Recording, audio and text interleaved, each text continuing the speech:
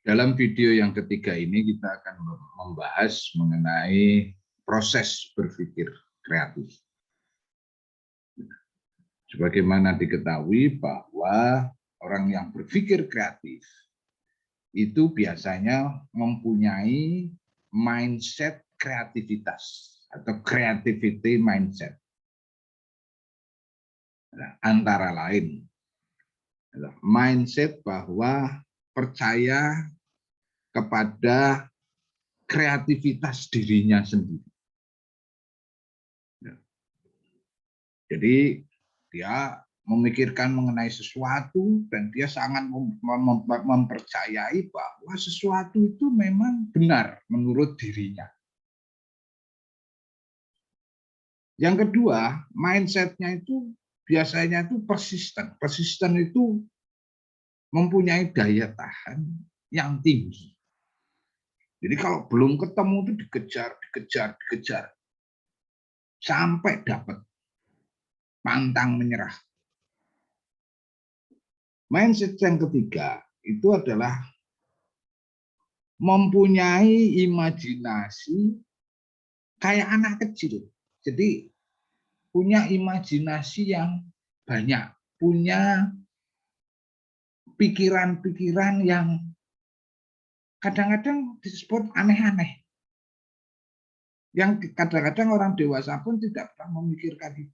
Jadi imajinasinya itu berkembang. Makanya ketika kita dengan anak, ya misalnya, itu jangan menghambat imajinasinya mereka. Kadang-kadang mereka suka berbicara sendiri, itu membayangkan kayak misalnya naik mobil, kayak misalnya dia pergi ke taman, bernyanyi-nyanyi, dan sebagainya.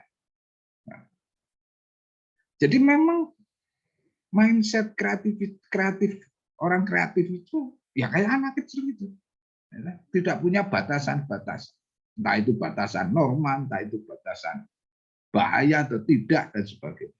Merdeka, bebas.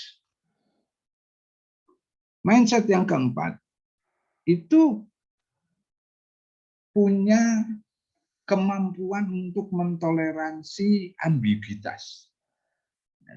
Jadi dia nggak terlalu masalah gitu loh, mau belok ke kiri atau ke kanan. Jadi nggak harus ke kiri terus ataupun nggak harus ke kanan terus. Seandainya ada batasan-batasan ataupun keraguan pun juga tidak terjadi, tidak peduli. Karena di dalam pikirannya itu nggak penting batasan-batasan itu. Sejauh dia bisa menjelajahi, ya dia akan jelajah.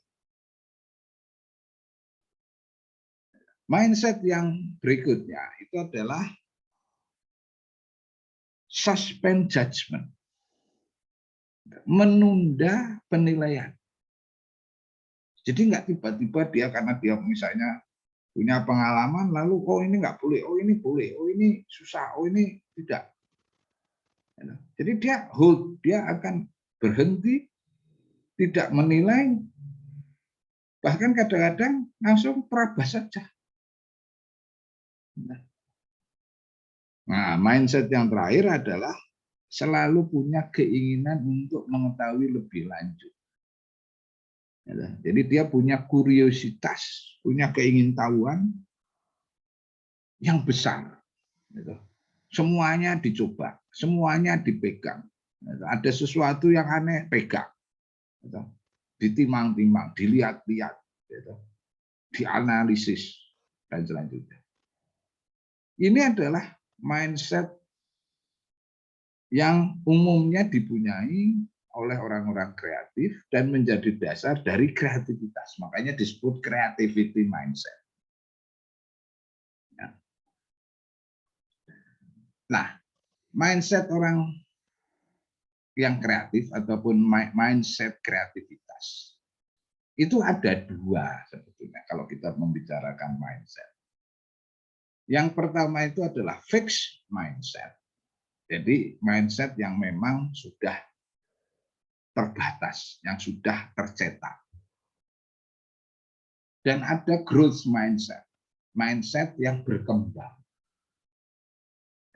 Kita lihat dulu yang fixed mindset. Fixed mindset itu misalnya, saya ini takut gagal. Karena kegagalan itulah yang membuat saya ini terbatas kemampuan saya. Mau mencoba sesuatu, takut gagal. Takut nggak jadi. Ini menjadi membatasi. Atau kata-kata lainnya yang sering muncul di otak kita yang punya ciri dari fixed mindset ini. Saya ini bagus atau tidak bagus? Saya ini bagus di sini, tapi nggak bagus di situ. Jadi belum apa-apa dia sudah membatasi dirinya dengan bagus dan tidak bagus. Atau punya pikiran yang lain adalah kemampuan saya itu nggak bisa berubah. Saya ini sudah tua. Saya ini nggak bisa. Saya ini orangnya sederhana. Jadi fixed mindset itu belum apa-apa sudah mengatakan atau sudah membatasi diri dengan barikade-barikade ataupun batasan-batasan. Kata-kata yang lain ini saya tidak suka ditantang. Saya ini senang nyaman. Makanya saya suka mengatakan hati-hati dengan kenyamanan karena kenyamanan itu membuat kita bodoh. Apakah mungkin saya ini bisa? Apakah mungkin saya ini bisa menyelesaikan? Wong kita ini terbatas. Potensi saya ini sudah ditentukan sebelumnya, sudah dicetak. Memang itu nasib saya, memang itu takdir saya. Itu adalah fixed mindset. Ketika saya menghadapi frustrasi, ya saya menyerah. Nah, itu kata-kata yang sering muncul di pikirannya kita. Ya. Dan seringkali kita tidak sadar dengan pikiran-pikiran itu. Makanya itu disebut fixed mindset. Nah, kalau kita ingin mengembangkan kreativitas kita, maka mindset-nya kita juga harus dirubah menjadi growth mindset. Mindset yang berkembang. Misalnya soal kegagalan tadi. Ya, saya beranggapan bahwa kegagalan itu justru kesempatan untuk berkembang. Nah, makanya biasanya orang yang kreatif itu adalah mentolerit kegagalan. Saya bisa untuk melakukan apa saja yang saya inginkan. Jadi mulainya adalah saya bisa. Nah, nanti kalau gagal ya kita perbaiki lagi supaya bisa. Nah, kalau gagal lagi ya kita perbaiki lagi supaya bisa. Kalau gagal lagi ya kita bangkit lagi supaya bisa. Jadi di pikiran kita itu adalah saya bisa. Tantangan itu justru membantu saya untuk berkembang. Usaha saya, sikap saya, itu menentukan kemampuan saya. Jadi kadang-kadang kemampuan kita itu yang terbatas itu karena punya pikiran untuk usaha, untuk sikap tanpa menyerah. Malah jadi bisa. Karena kita usahakan terus-menerus itu tadi. Kalau itu ada feedback, ada bulian, bahkan cemoohan, itu justru konstruktif karena mendorong kita untuk sialan, masa gue nggak bisa. Nah, itu malah justru memotivasi.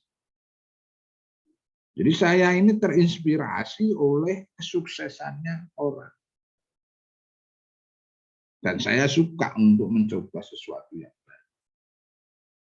Itu adalah pikiran-pikiran bawah sadarnya kita. Tetapi itu menunjukkan bahwa kita punya growth mindset. Ya tentunya kita sebagai manusia itu ya ada fixed mindset-nya, ada growth ya. Tapi yang ingin saya sampaikan itu adalah harusnya lebih banyak growth mindset-nya dibandingkan dengan fixed mindset.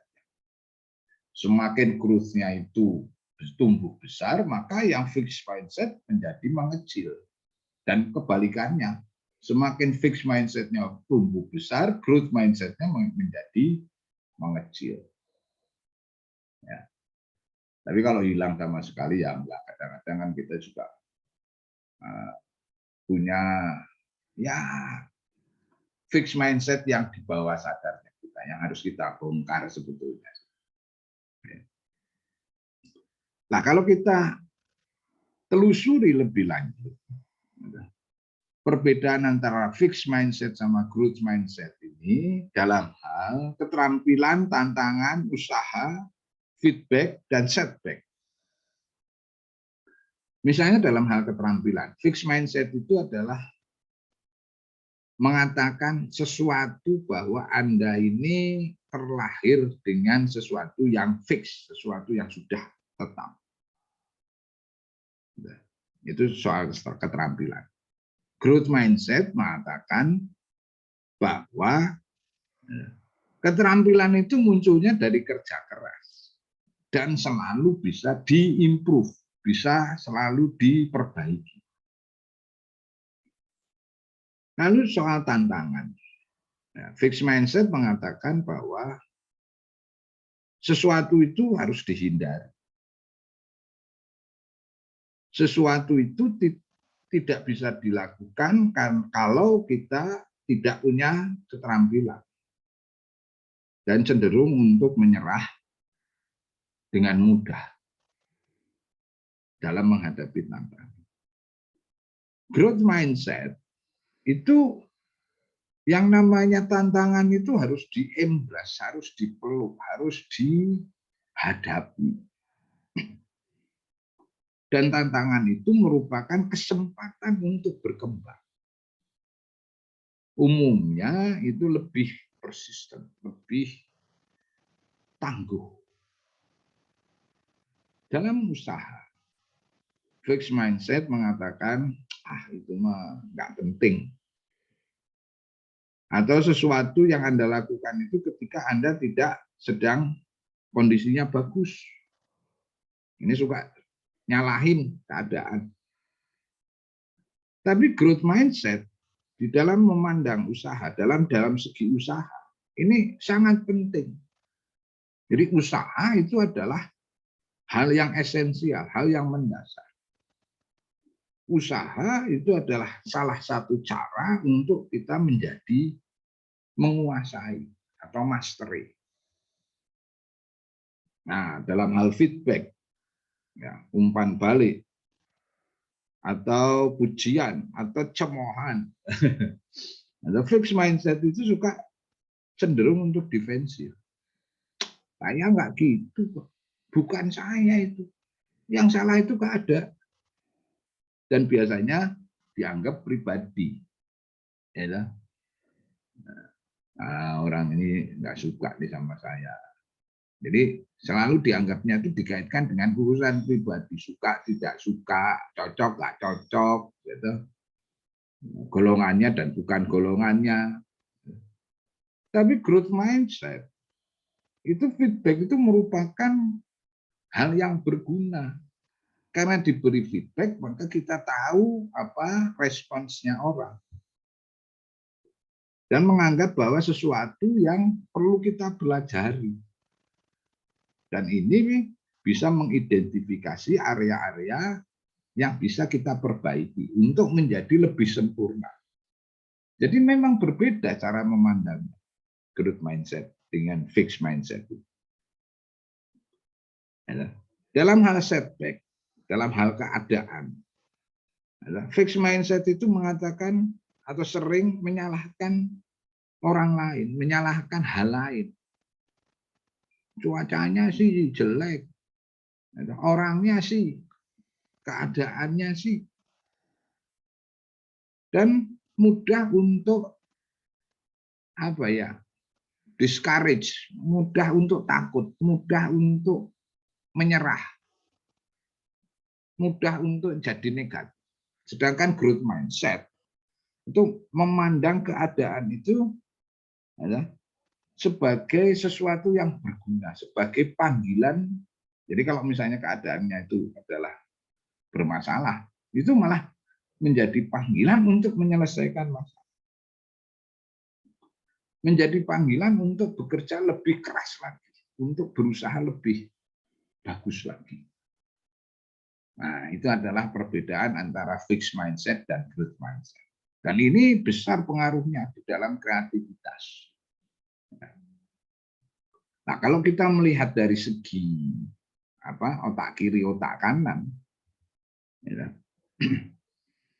Jadi kalau otak kiri itu sangat didominasi dengan kata-kata, ya, angka-angka, ya, lain cara, daftar, logika, analisis. Makanya otak kiri ini cenderung untuk logis. Ya. Sedangkan otak kanan itu seni, ya, warna, ritme, bentuk, ya, peta, ya, imajinasi, ya. Daydreaming itu mimpi, itu biasanya otak kiri, otak kanan. Otak kiri logika, otak kanan imajinasi.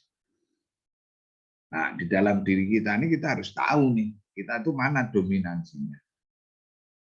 Ya. Kalau saya ini lebih banyak ke otak kanan dibandingkan otak kiri. Otak kiri ini rada lemah. Ya. Ini juga besar pengaruhnya. Tapi kedua-duanya penting. Artinya kedua-duanya penting itu, ya.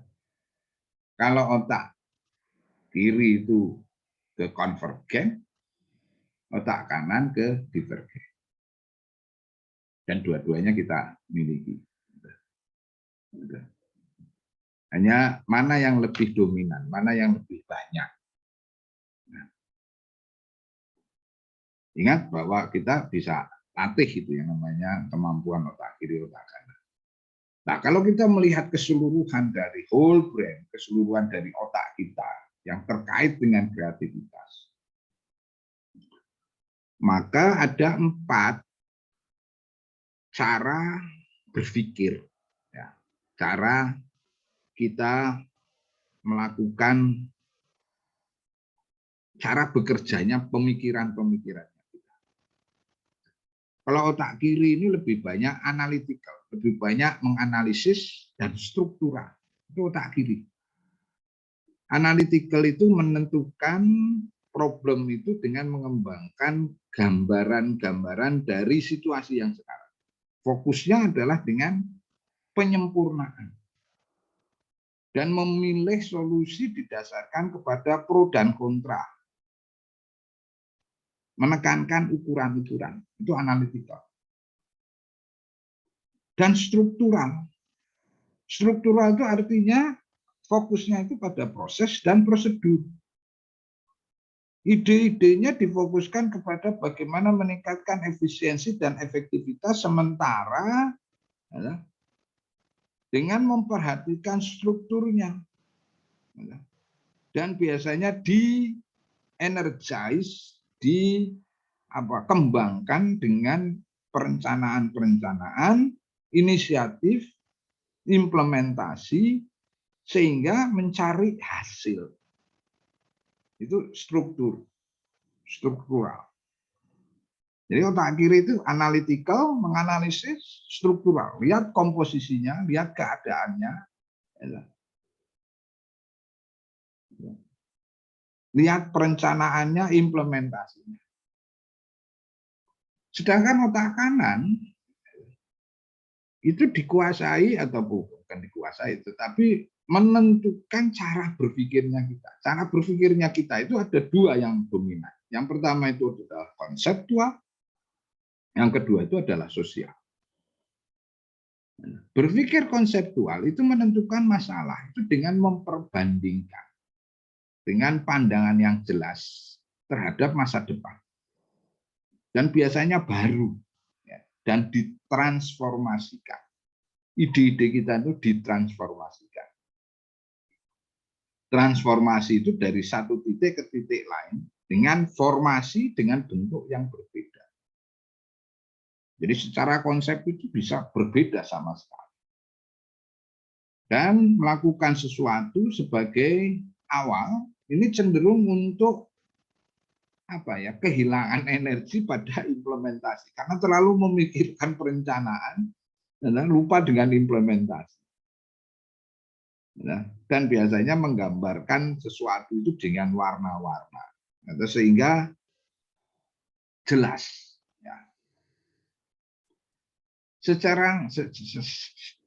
Sedangkan yang namanya sosial, itu berpikir sosial, ini adalah dengan membawa orang bersama-sama dan mendiskusikannya dan mendefinisikannya dari masalah. Jadi kualitas itu bisa turun, yang penting itu disetujui bersama.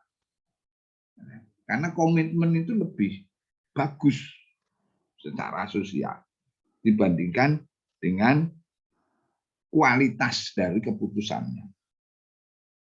Dan biasanya ini tertarik kepada masalah-masalah yang terkait dengan hubungan ataupun interaksi antar individu dan selalu melihat apa sih yang bisa dilakukan oleh orang-orang. Nah, umumnya ini sifatnya mendorong, memotivasi, mengembangkan dari manusia. Jadi kalau kita menggunakan keempat cara berpikir untuk menimbulkan kreativitas, dan kedua-duanya ini harus kiri maupun kanan, jadi keseluruhan otak kita, maka ada 4 konsep. Yang pertama itu adalah konseptual dan sosial, ini cenderung ke otak kanan, analytical dan struktural ke otak kiri. Demikian, kita lanjutkan nanti di bahasan yang berikutnya. Terima kasih.